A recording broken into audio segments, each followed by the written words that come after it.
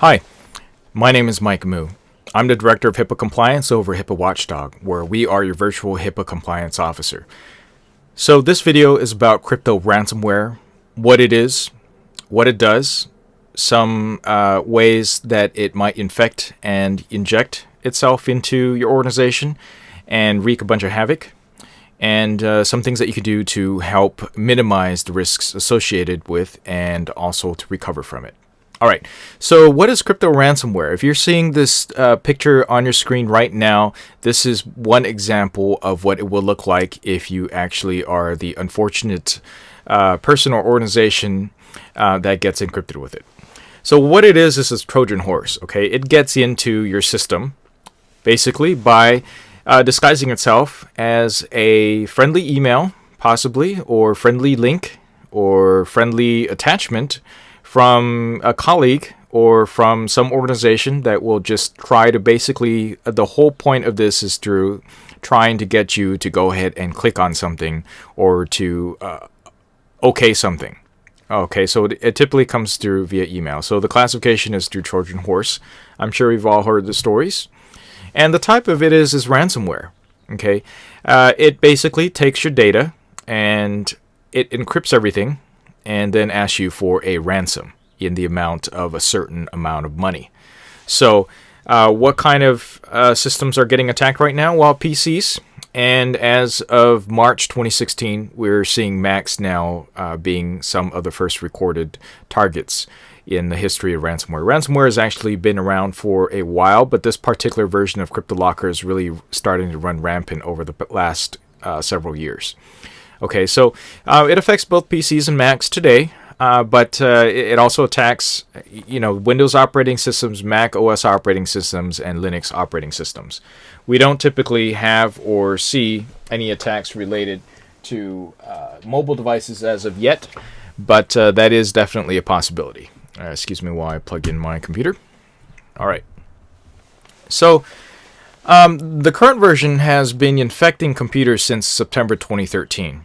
Now, this ransomware or this type of ransomware, this category can be all the way back from early 2000s, but this particular version has been infecting in 2013. As you can see, I have a little map here showing the different areas where we've been seeing people get infected.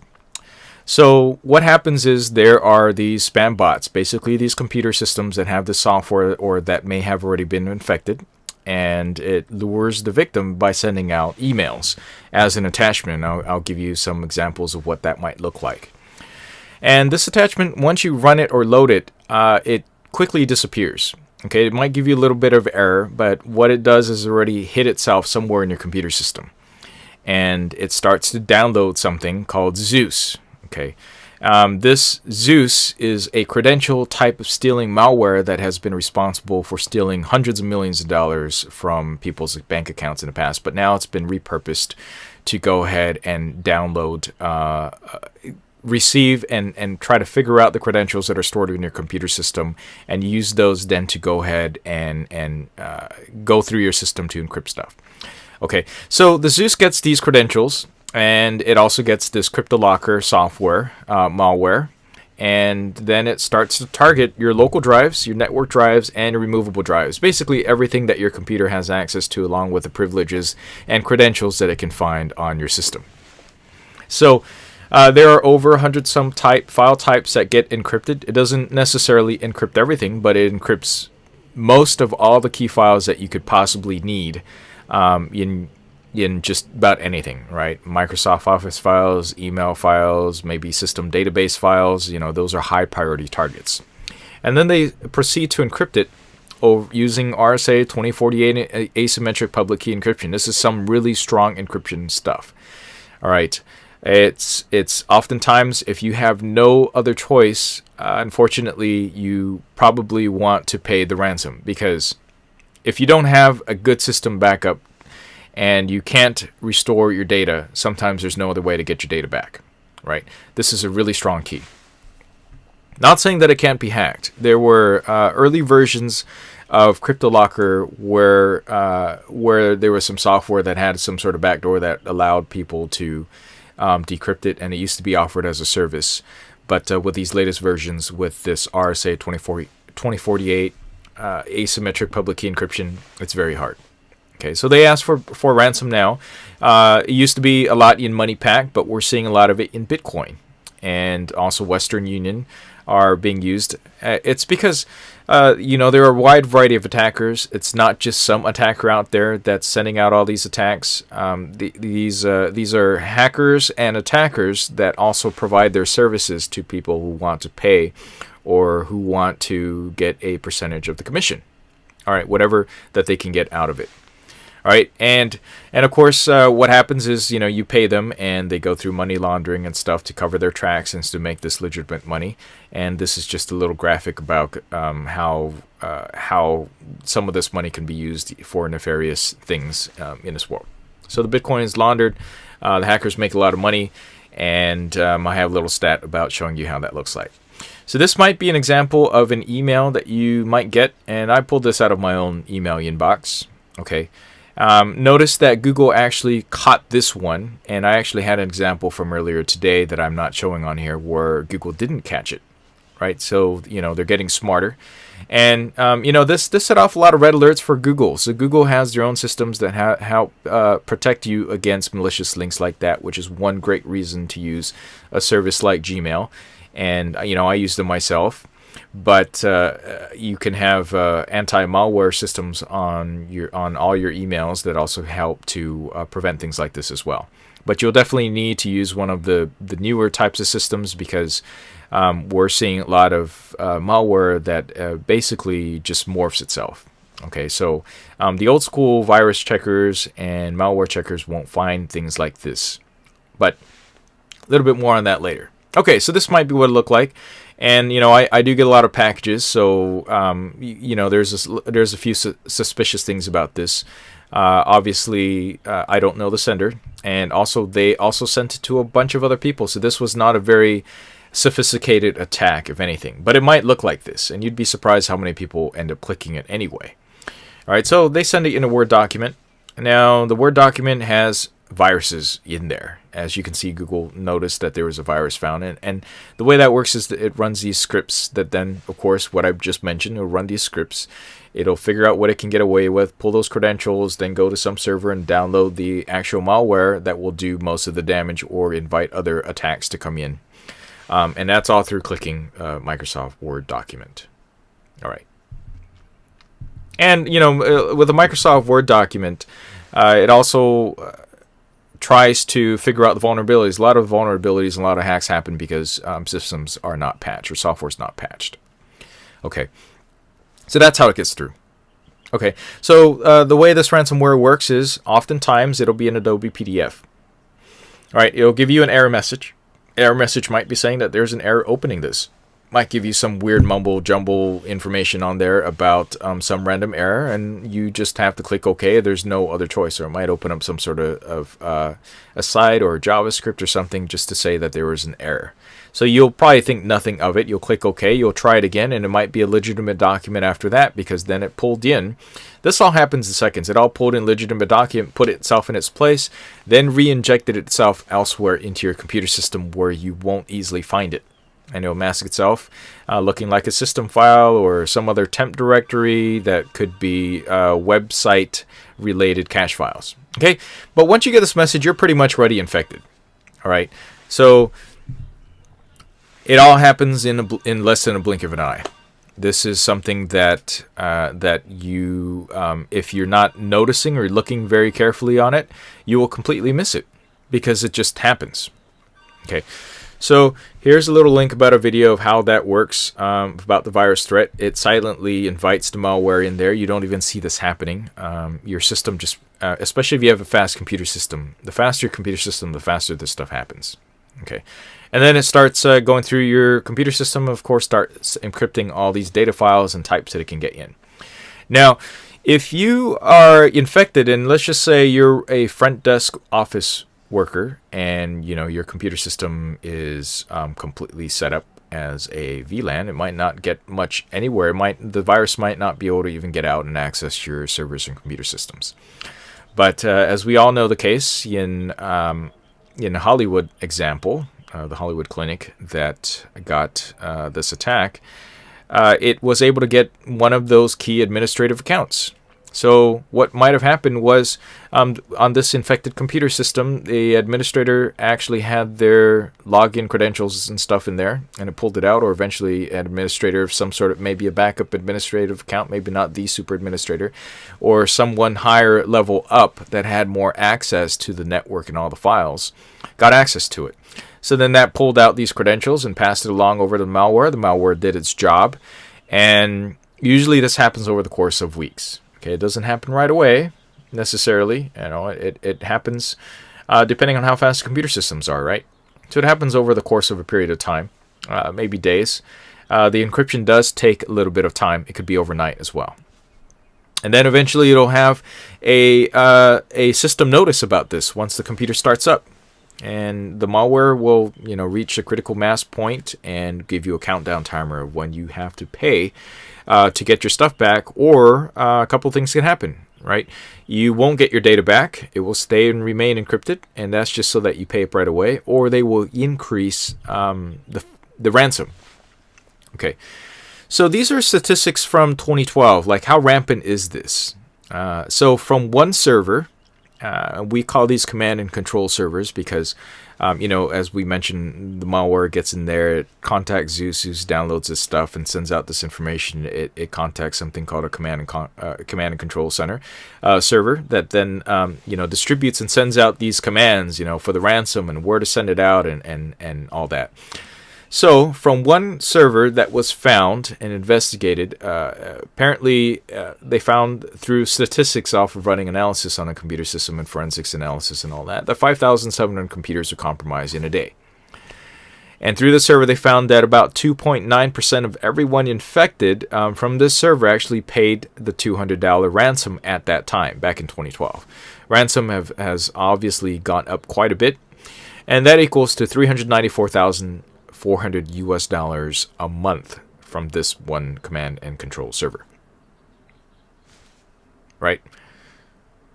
Apparently crime pays, and it pays really well, particularly for this command and control server.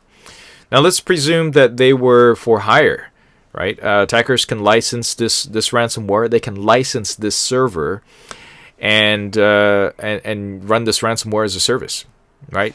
This way,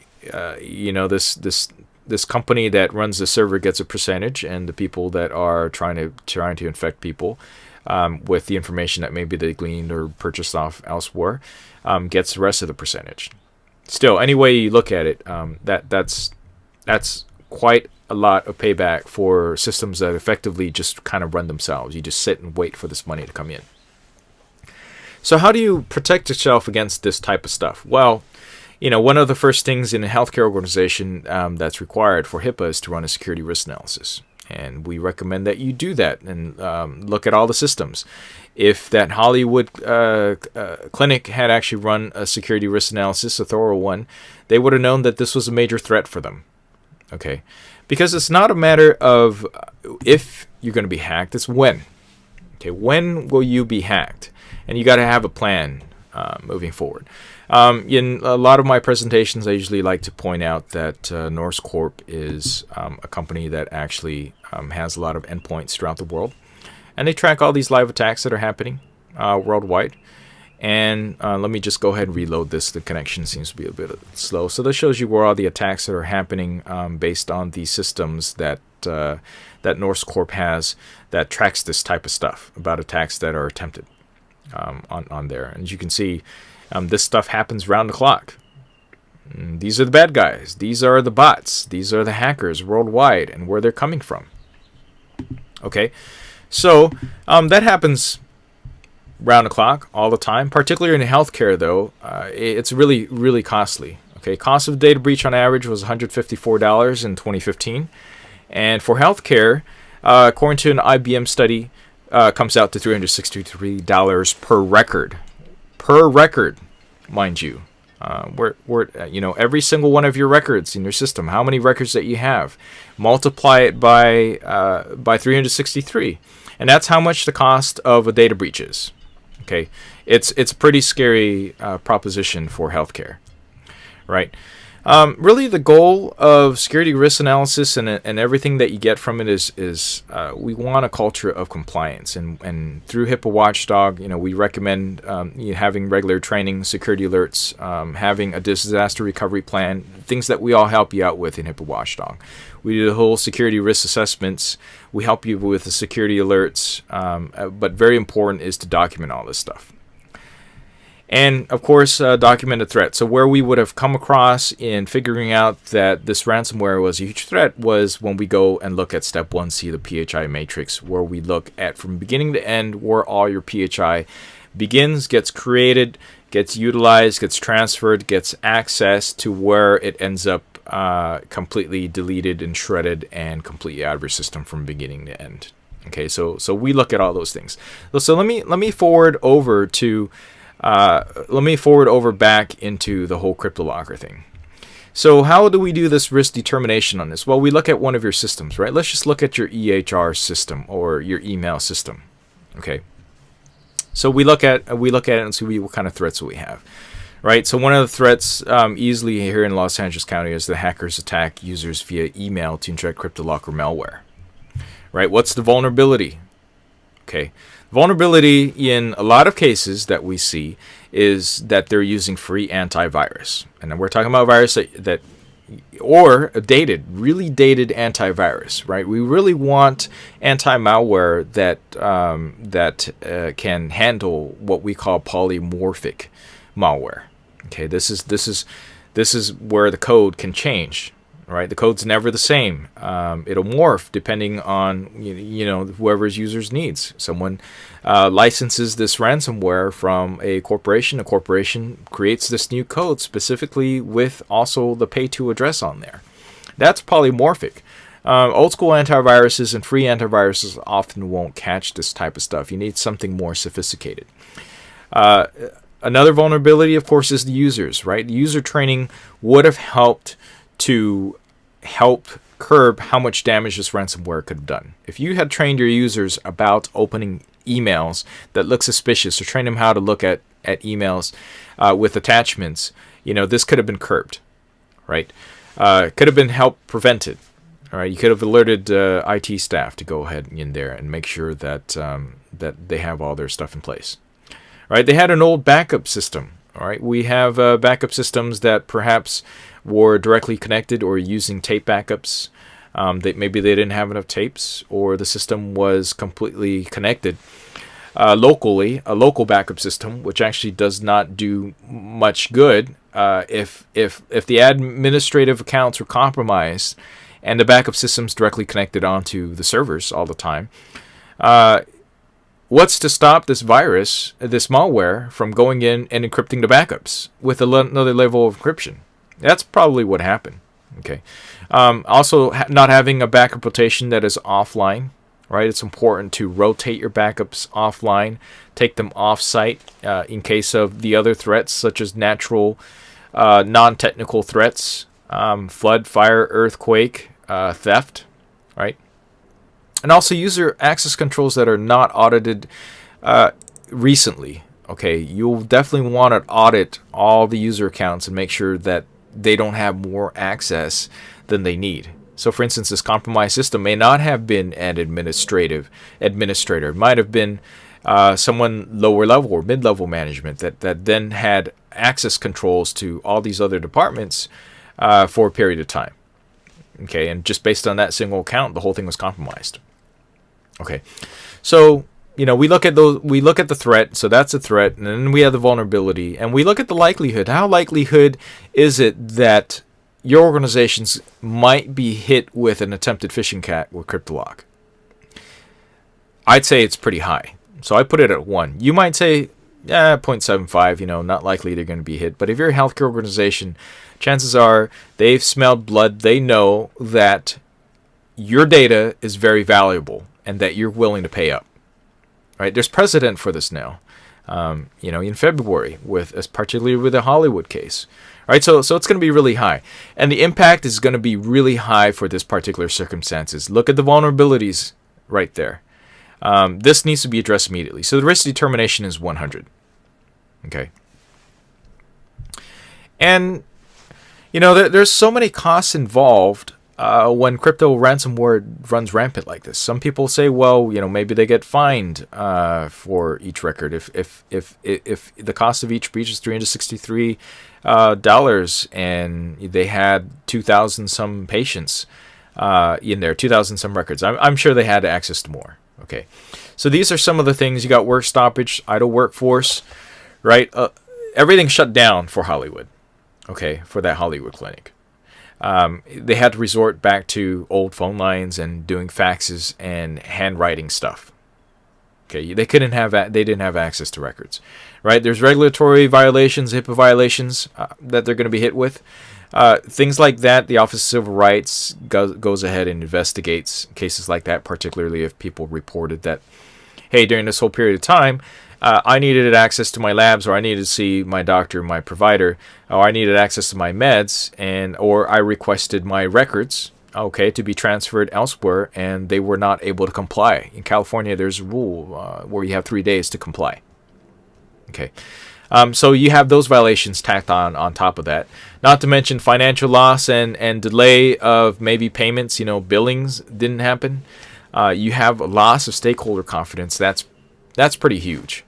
All right, people are going to remember this for a while. Okay, you have reputation impairment, not to mention really poor customer service as a result of all this. Pretty embarrassing that a patient comes in, or they were scheduled for some sort of checkup, and they found out that maybe they had to be turned away simply because the entire staff was completely bogged down trying to deal with this issue. Loss of market share. People are going to leave. They're going to go elsewhere for their care. Right? They were down at least 2-3 weeks, or some of their systems were down maybe a month or so. All right. Lost sales. You got cash flow interruptions. The billing's not coming in or out. There might be a service level agreement that they agreed to, depending on whatever things that may be signed, and there's non-compliance problems with that. Negative market reaction. If you're a publicly traded company, that's going to be a big problem for you. Look at Anthem.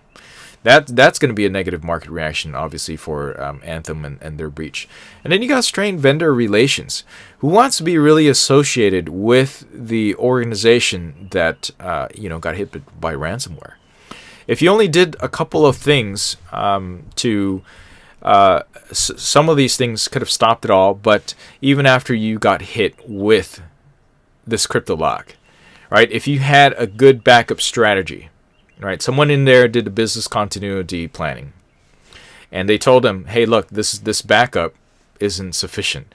If they only knew about that and made sure that they performed the backups, okay, and that they had backups that they could go and restore from, they wouldn't have been down that long. Maybe a day, maybe 2 days. Worst case scenario, 3 days, not weeks at a time, like what happened. Right? You want to maintain and update your antivirus and anti-malware. Don't use the free stuff.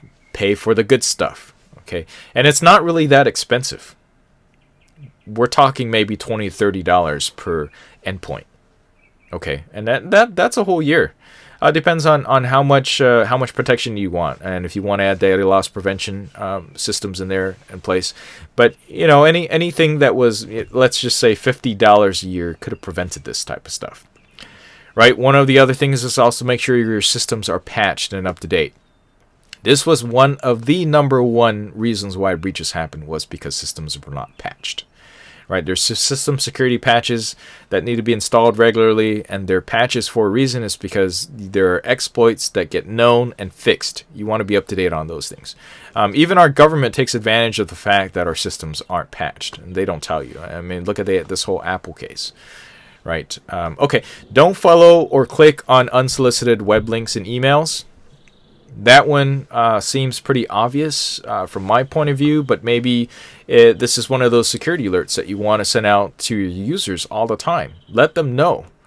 Don't click on links that were unsolicited, right? And just be very cautious about links that were solicited. Right? If you solicited something and it comes in, a week late or 2 weeks later, it's possible that maybe that account got hacked, or just happens later. Okay, other people get hacked, and then they use that information to then go ahead and send out emails to places where or from their contact list, so it looks legitimate. right? Exercise caution when opening email attachments. Maybe you make a rule that you don't send out attachments to anybody, or that these attachments need to be run through your malware scanner first, right? That's something that IT can go ahead and help to prevent, but also extra caution training does certainly helps too. And then, of course, follow safe practices when browsing the web. This is something that you can probably provide a separate training for, and note mistypings. And to be honest and to be clear, is that even honest websites or real websites have been hacked, right? And people exploit those all the time. Even Facebook, for instance. Facebook is being in the news a lot now because people love to take these surveys that are on Facebook, right? Facebook.com is a legitimate company, right? And they have their own security precautions in place, but sometimes advertising and apps that get approved and installed on Facebook open you up to malware that could get injected through these little applets or agreements that you have agreed to. Sometimes, when it logs in, when you log in and you want to access this little app or this cool little picture, it'll ask you, do you want to allow this little app to have access to certain things? And you have to read that carefully, right? Probably a safer bet is just to block all that stuff. Right, but we all know that doesn't fly a lot in a lot of organizations because nobody wants to necessarily work at a place that locks everything down. And certain critical systems, that might be the case where you do have to lock everything down. But that's why it's different for everybody. Everybody needs to evaluate and figure out what the risk ratings are, and that's what we help you do over here at HIPAA Watchdog. All right, let's go ahead and take a look at the Norse attack map. You can see the attacks are still happening, going on. We have attack origins. A lot come from the U.S., a lot comes from China. As you can see, in the U.S., we get targeted quite a lot, right? Look at the number of targets that are being attacked over here in the U.S. Okay, so that's a little bit about the ransomware, and I do provide and do a lot of these videos that kind of help you. And if you're a client with HIPAA Watchdog, let us help you do all this stuff. Let us audit what you guys are doing, and having a third party out there to watch your back is really key because we give you fresh eyes. And let's face it, internal audits really simply fail. Okay, let us go ahead and help you do that. You can sign up with us. You can contact our Director of Provider Relations. The information is also here on, or you can call us on our hotline here, 800-409-0096. We also do meaningful use steps here.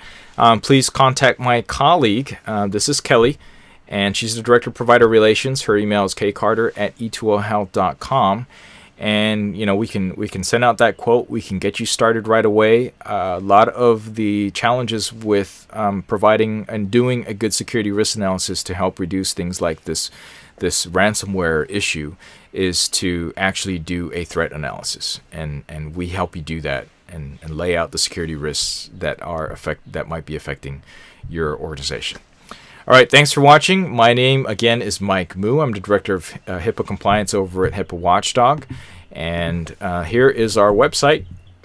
Check it out. We have a bunch of free videos. We also have a YouTube channel. We're on Twitter.